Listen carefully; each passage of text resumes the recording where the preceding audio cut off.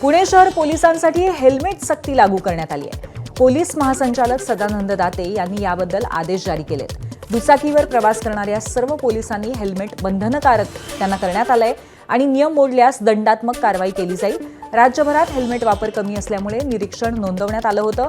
पुण्यातही विना हेल्मेट पोलिसांची संख्या अधिक असल्यामुळे वाहतूक शाखेकडनं कडक अंमलबजावणी सुरू करण्यात आली आहे। सीसीटीव्हीद्वारे उल्लंघन करणाऱ्यांवरती नजर ठेवली जाणार असून अनेक ठिकाणी पोलिसांना हेल्मेटचं वाटपही करण्यात आलंय।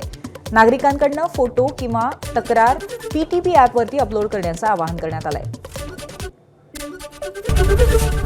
एबीपी माझा, उघडा डोळे बघा नीट।